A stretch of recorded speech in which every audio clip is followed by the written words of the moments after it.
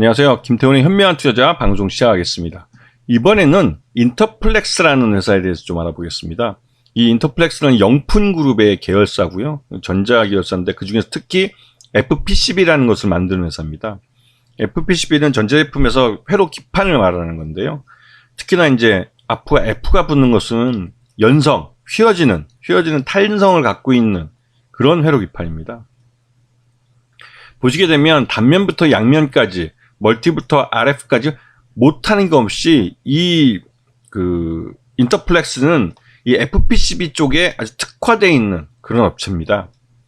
그리고 이 전체 매출액의 대부분이 이 FPCB 제조에서 나오고 있고, 그래서 이제 단일 품목이라는 게 좀 약간 리스키하지만 거래처가 다변화되어 있어서 그게 좀 그나마도 위안이 되는 종목이죠.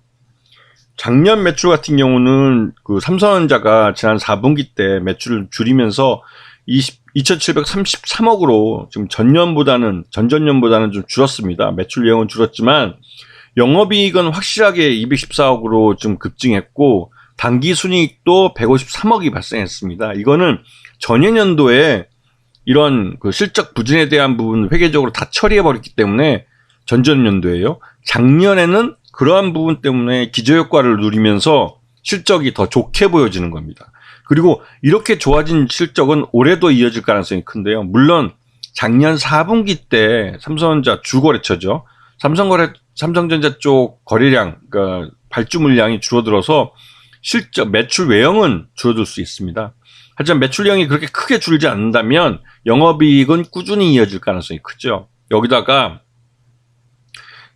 지금 삼성전자의 갤럭시 S23이 그 이전 작품 S22보다도 훨씬 더 성공한 모델로 지금 평가받고 있고, 거기다 폴더블폰을 대중화한다고 해서 가격을 낮추면서 이 삼성전자 폴더블폰이 그러니까 애플이 폴더블폰을 내놓기 전에 이 폴더블 시장에서 확고한 시장 점유율을 가져가겠다는 전략을 펼치고 있습니다.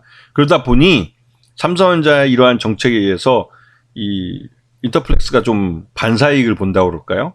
그래서 삼성 물량이 좀 꽤 많이 나오는 편입니다. 전체적으로 코리아 서킷가 이제 최대 주주의 그쪽이 30%를 갖고 있고요. 그 다음에 나머지 영풍그룹 계열사들이 갖고 있어서 47.72%를 갖고 있습니다. 이게 말 그대로 거의 50% 정도, 최대 주주 지분이 50% 가까이 있기 때문에 이 정도를 제외하고 나머지가 유통 물량인데 실적이 조금만 좋아져도 이 물량이 잠겨버리죠. 그러다 보니까 당연히 쉽게 주가가 이제 실적만 받쳐주면 탄력 있게 올라가곤 합니다. 이 삼성 디스플레이 쪽에서 보면 삼성전자 스마트폰용으로 이제 인터플렉스가 FPCB를 납품하고 있고, 그다음에 중국 쪽 스마트폰용으로 삼성 디스플레이가 납품하는 쪽에도 인터플렉스가 FPCB를 납품하고 있습니다. 그래서 이 중국 쪽에 BOE 물량이 늘어나거나 아니면 삼성전자의 이 갤럭시 모델에 대한 이 발주가 나오게 되면 인터플렉스는 실적이 함께 늘어나는 그런 구조를 갖고 있죠.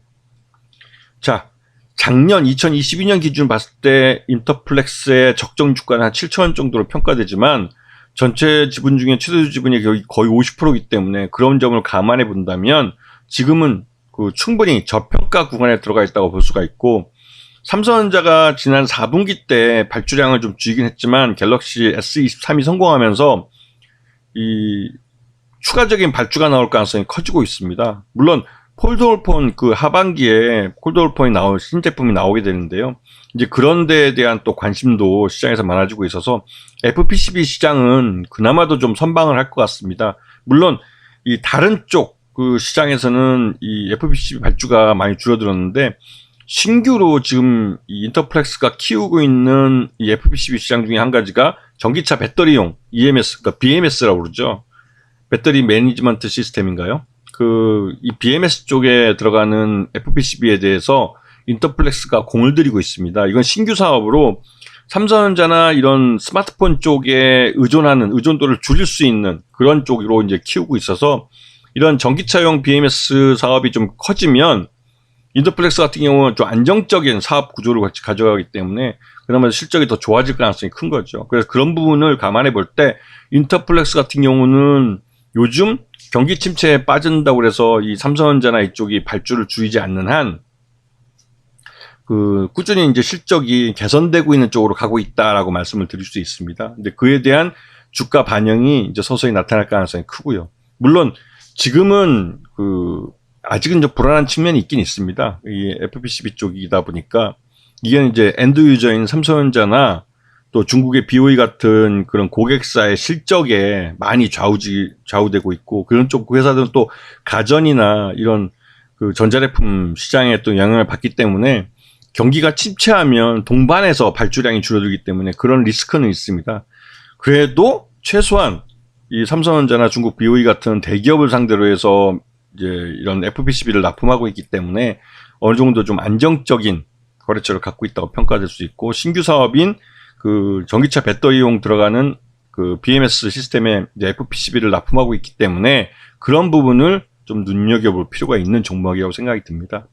자, 오늘 방송 여기서 마치겠습니다. 감사합니다.